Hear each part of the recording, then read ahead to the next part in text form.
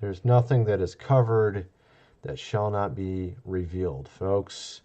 I'm going to be going through some interesting stuff in this video.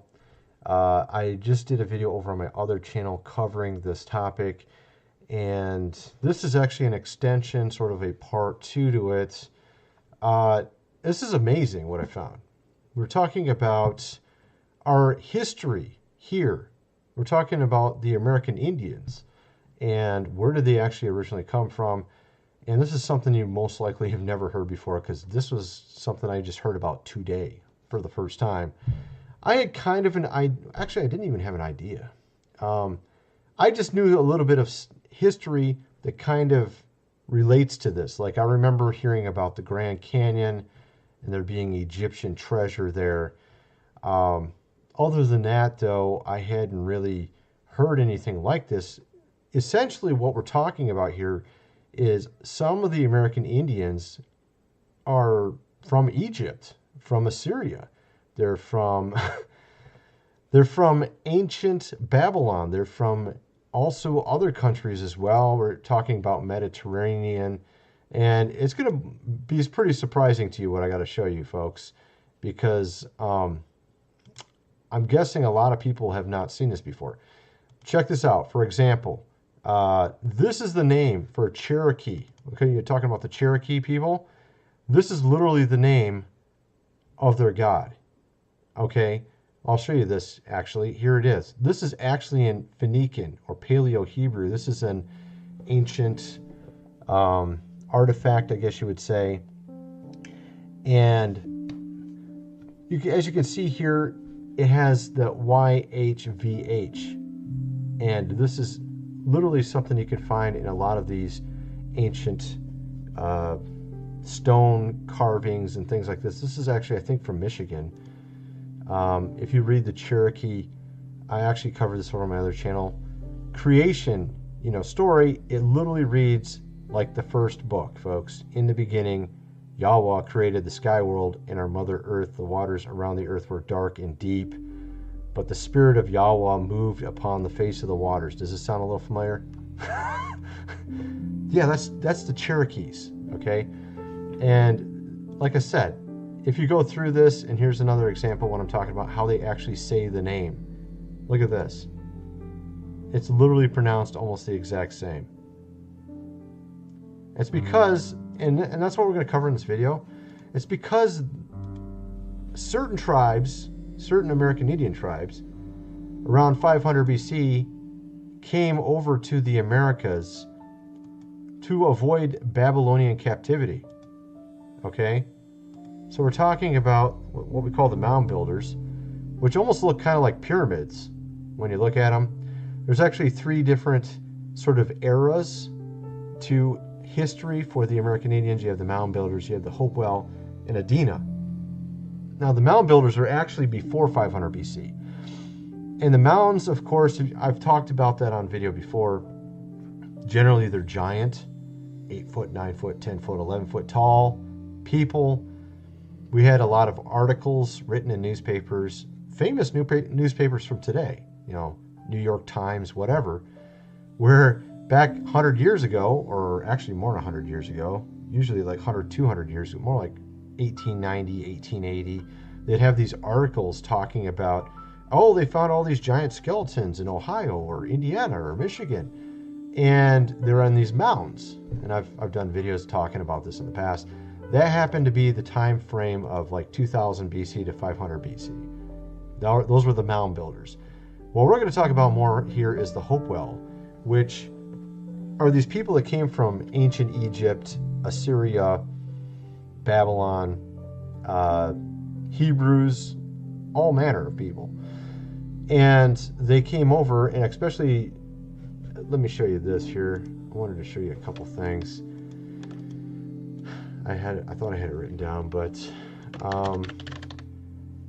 these guys came over to escape the Babylonian captivity.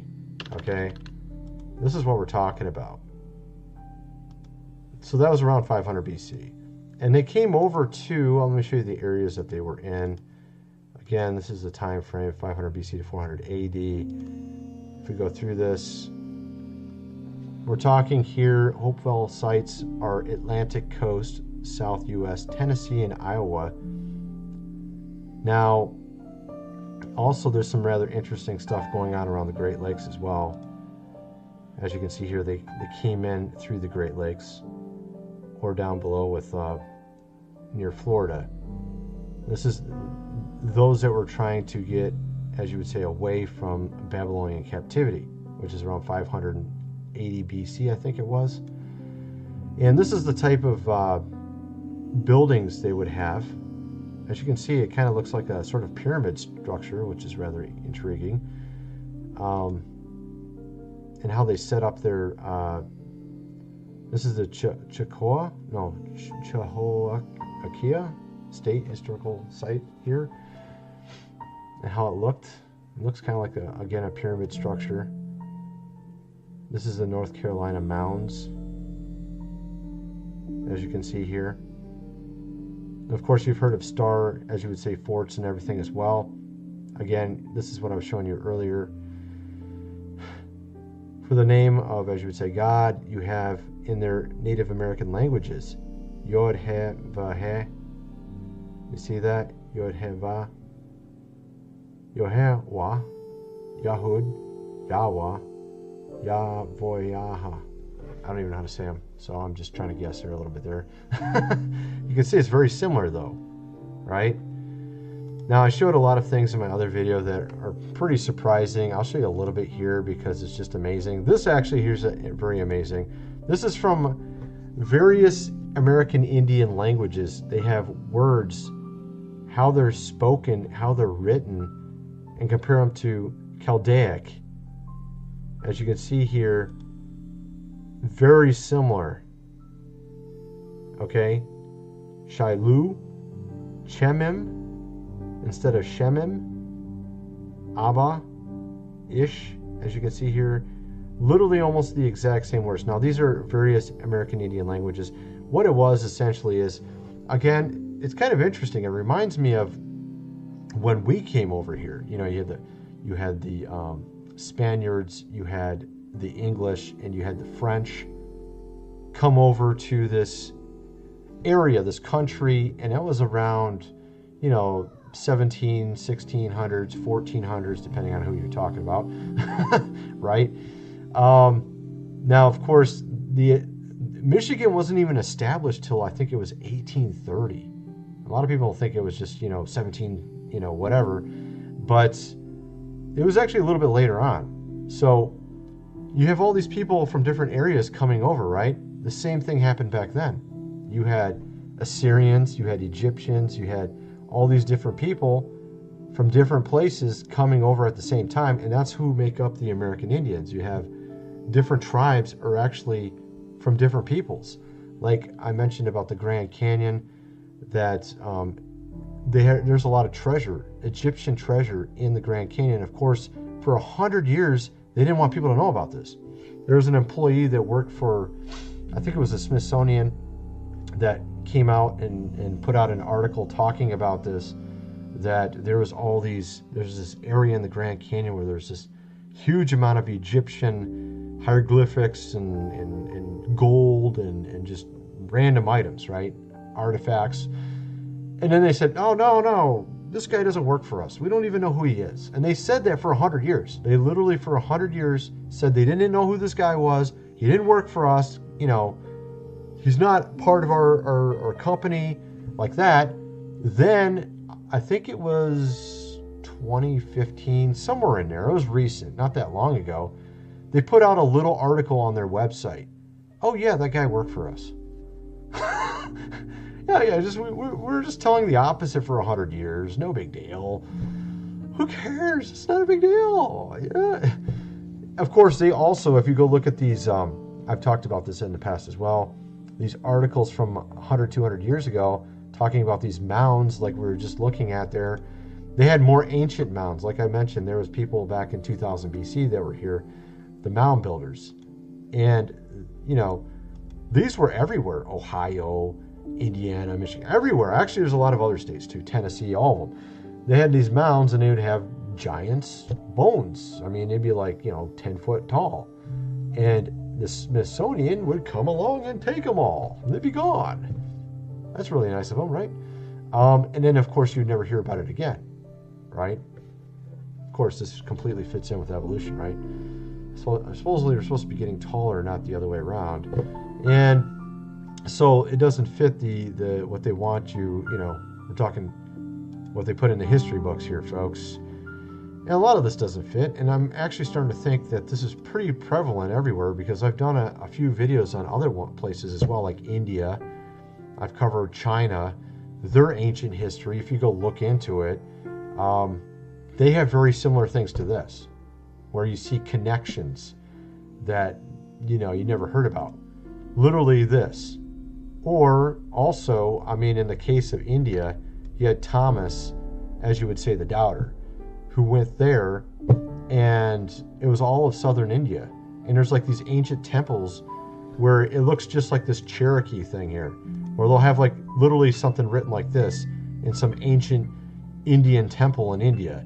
And it will say literally almost like what it would say in this book here, okay? Almost word for word. And they have no clue. The people that run the temple don't even really know. They're like, oh, okay. Like they forgot their history or something. And it's interesting. Like I said, you can see it with this as well. Some of these ancient American Indians had their own, they had very nice architecture as well, even buildings and such, as you can see here. This was, you know, 500 BC, folks. Okay? And, I mean, you want to go check out my other video, because I cover a lot of other things as well. Matter of fact, they even have this one American Indian tribe. I'm trying to remember which one it was. They had this copper tube that had this parchment in it, and the parchment had one of the 5 books of, as you would say, Moses. Part of it. We're talking an American Indian tribe, just something that was handed down to them from generation to generation. Oh, here, we got this copper tube here with this book in it, in Paleo-Hebrew, you know, which was the original language, or Phoenician. And like, for example, with the Cherokees, they were clearly from this area, folks. Okay, the Cherokees. Here, if you look at the Cherokee green corn ceremony, it's literally the exact same as the fall feast. Okay? So, this is, we're talking this country, of course. I think you already know what I'm talking about. So that's where the Cherokees actually came from. During the Babylonian captivity, they came over here to avoid it. And that's who the Cherokees are. That's actually one of them. And literally, if you follow this, they have the exact same ceremony. All the exact same, except for the offerings are made unto the thunder beings, in the case of the Cherokees.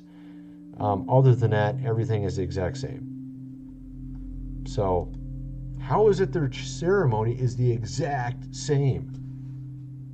Why do they have literally Phoenician written on their stuff? Okay? Why are their words all the same? I mean, this is what I'm trying to get at. So it's just, I think it's pretty amazing.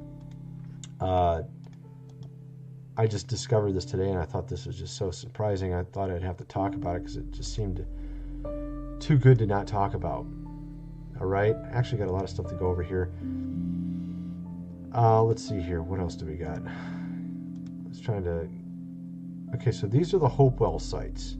The Atlantic Coast, Tennessee, and Iowa. And like I said, they're different for each tribe. Okay?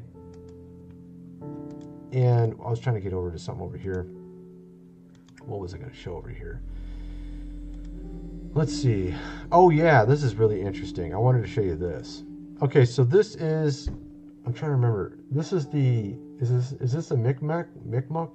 How do you say it?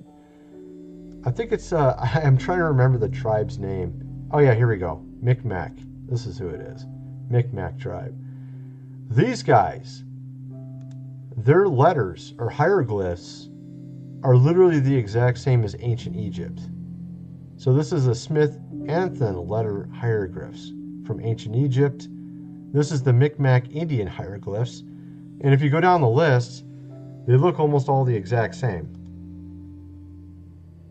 You see that? skip back too far.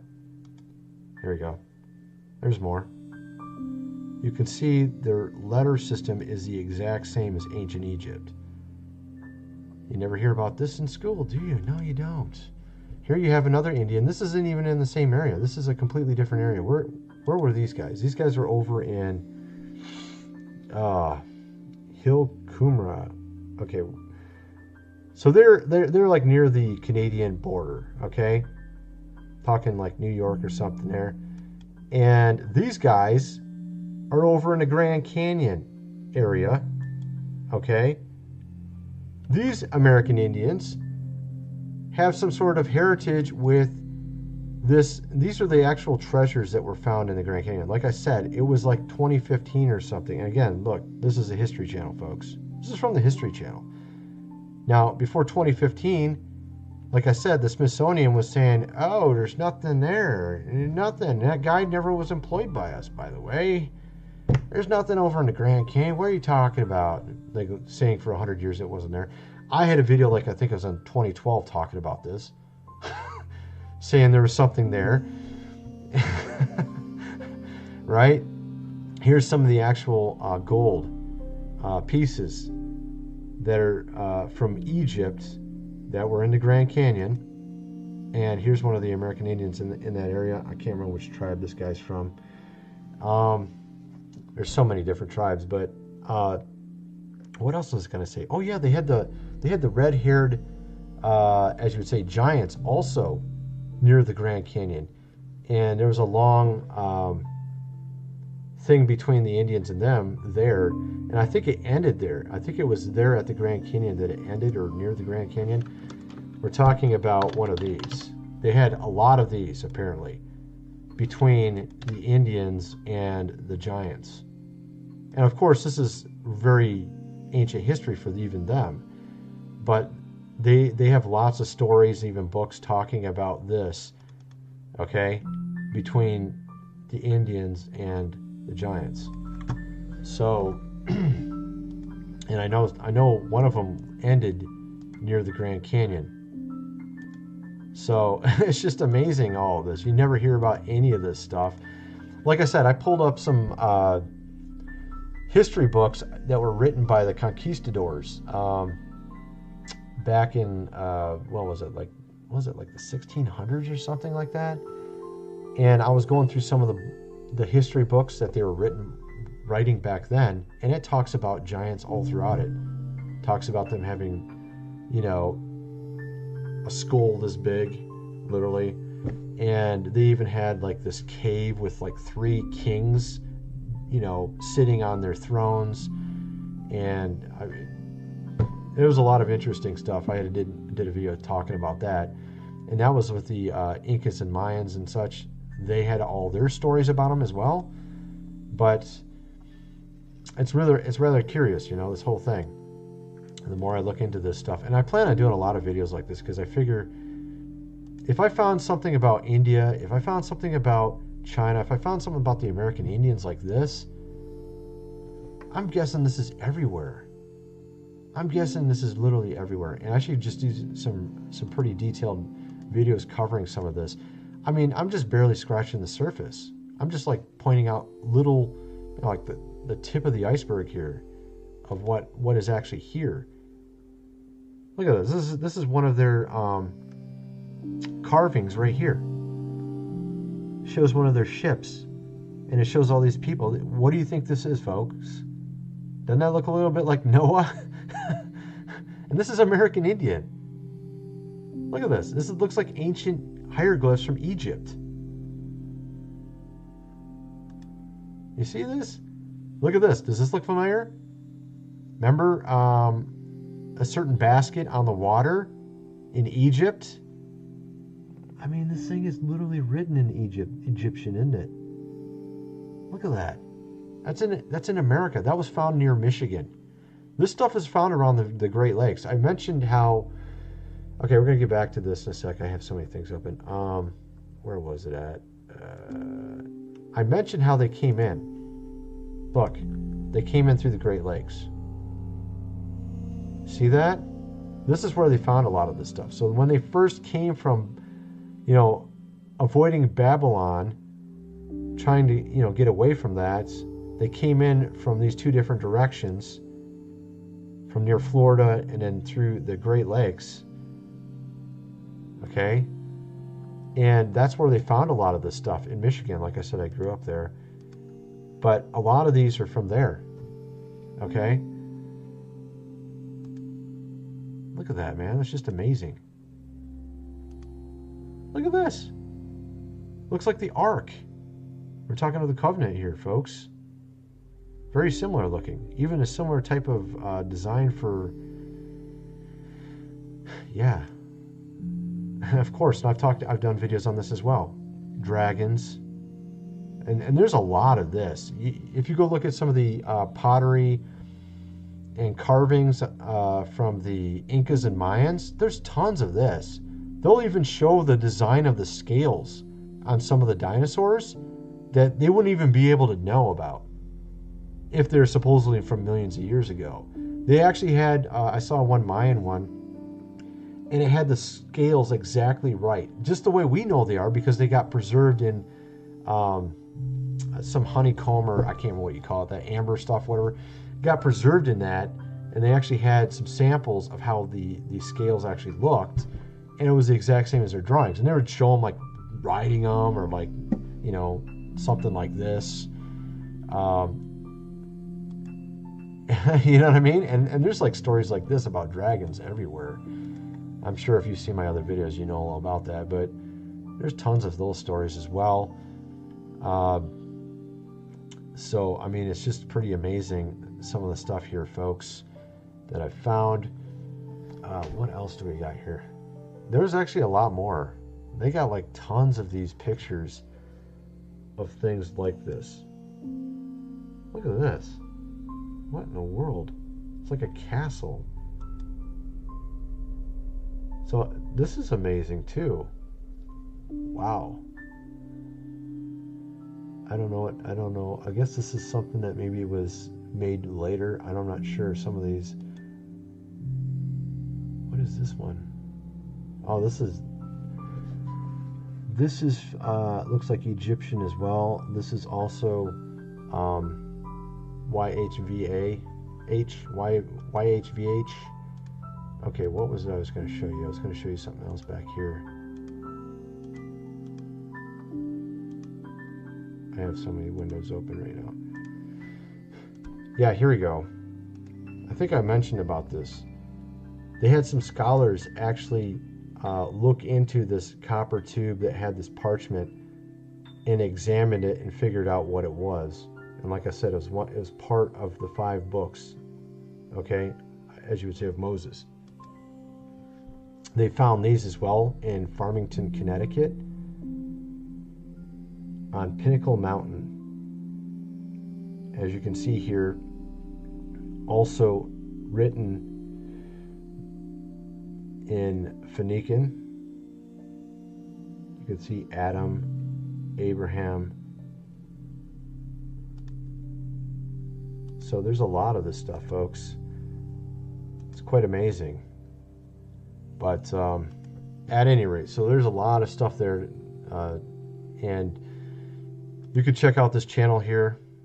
Okay, he has a number of videos like this. I haven't even went through them all. I've just went through a little bit of a couple of them, and then there's also another channel I was looking at here as well. Actually, there's a couple channels, but that was one of the main ones I was looking at right there. I was showing you stuff from his video there, because his video is like 1 hour and 30 minutes long. I'm just showing you some of the highlights of what it says. I'm not going to be making an 1 hour and 30 minute long video here, folks. But at any rate, so also, I mean, considering some of the stuff that we've been seeing of recent, folks, with inflation, and I've been reflecting on this the last couple of days, just how things have been. And I'm just like, wow, look where we're at, man. We don't even know our history. We don't know anything.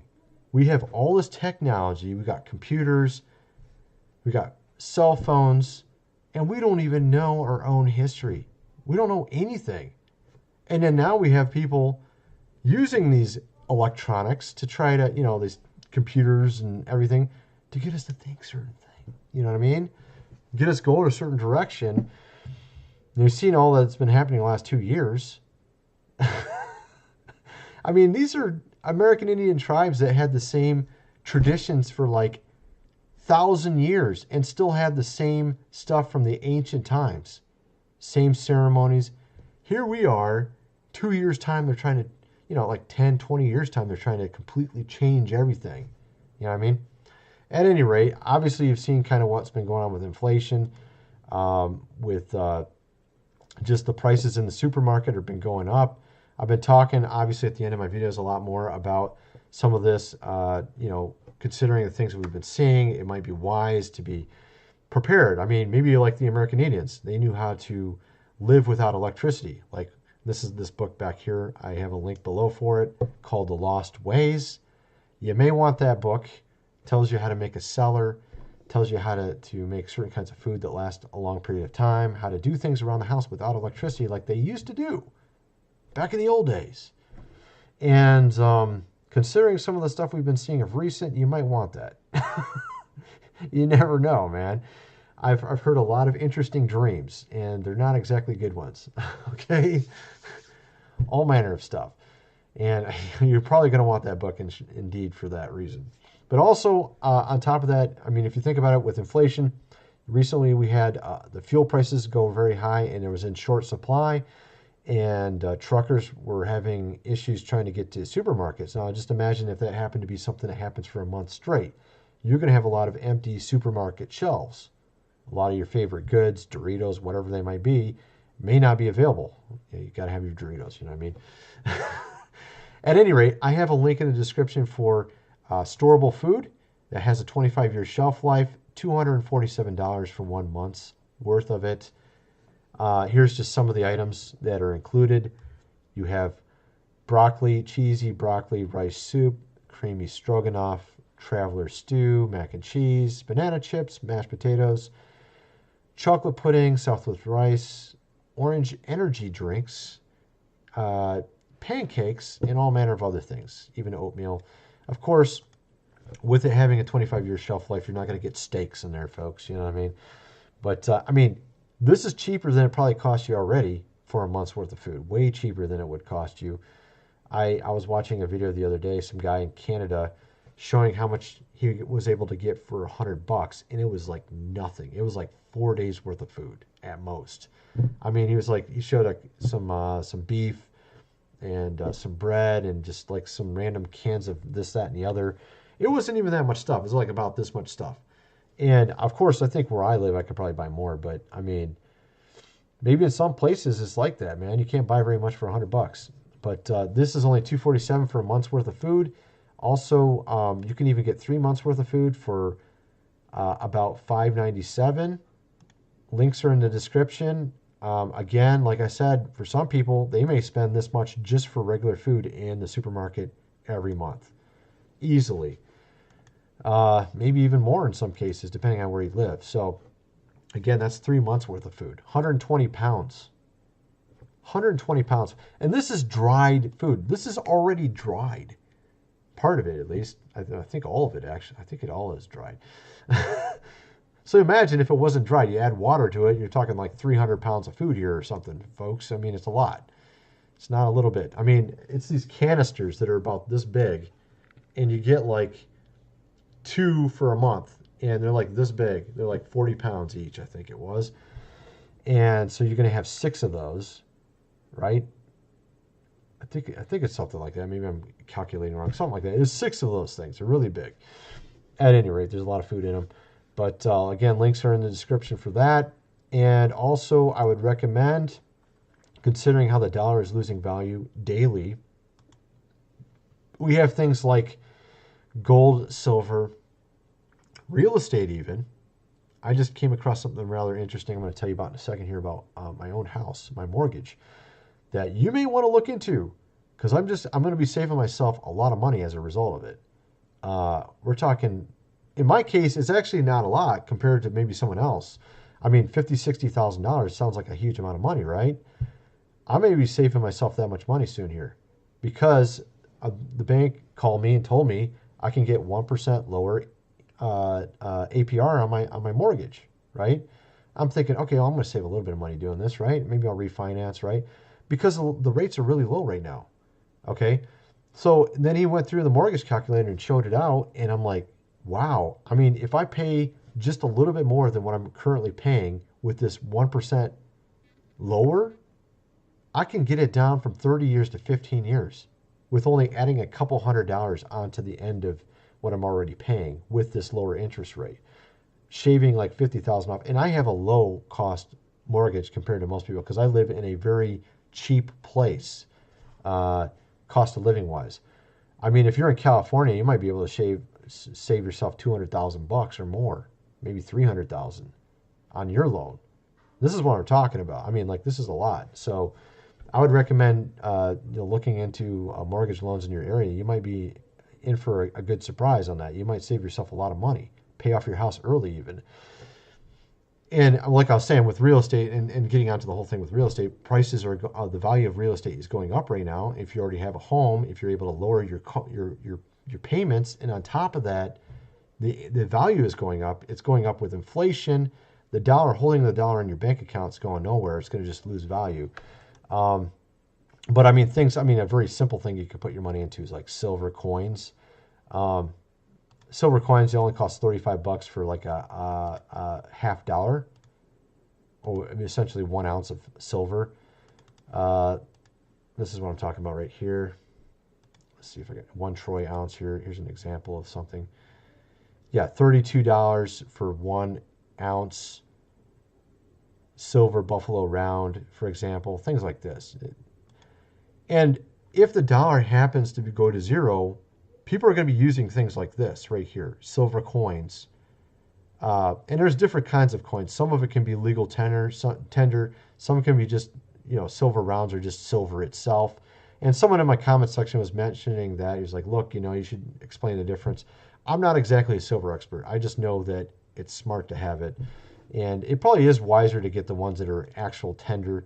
They might cost slightly more, but I mean, it will have more value, perceived value in people's minds, especially if the dollar is worthless and you have to use something else. There's also gold. Of course, gold is something that's far more expensive, though. A coin of gold can cost you even $1,000+. That's why I don't usually buy those. I usually buy the silver instead.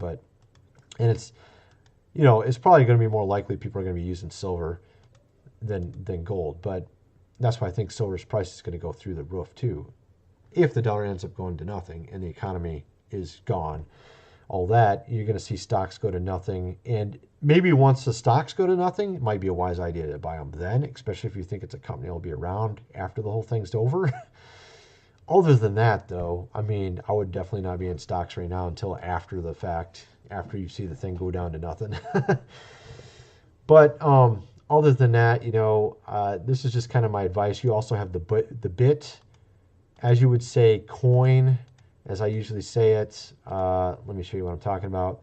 Right now, the price is down quite a bit from where it was. Now, just to give you an idea, 14 months ago, a little over a year ago, this thing was $4,000. The bit, corn, as we'll call it here, was $4,000 a little over a year ago. Now it is $38,000. Right now it's down. It was actually $70,000 like a little over a month ago. So I was telling people back when it was $4,000 to go buy it. And people are like in the comment section saying, no, I don't think it's a good investment. And they're telling me it's going to go down to $1,000 and be worthless and all this. And I'm like, dude, I think this is the lowest it's ever going to be for, So what I would recommend, I don't know, it's up to you. This is, like I said, this is an investment advice. I'm just some dude talking on YouTube. But the way I look at it, if it goes a lot lower, I would definitely buy one or buy some. You can buy a little bit of it because I think it's going to go up to $150,000 probably by the end of the year. Just my theory. It won't take very long for it to get to $150,000. So it won't be very long at all, especially with the way the dollar's going. It'll be very quick. But that is another way you could retain some of the value of your money. Because you may want to retain it. I mean, do you want to take around wheelbarrows full of money to buy a loaf of bread? Not really. If you have silver, you're going to retain your value while the dollar goes to nothing. So the silver right now, one coin is $32. It might be $300, next year for the same coin, is what I'm trying to get at. So it's going to retain its value, is what I'm trying to get at any rate. So that's kind of my video. Kind of wonder what some of you guys think about all this. Let me know in the comment section below, and thanks for watching.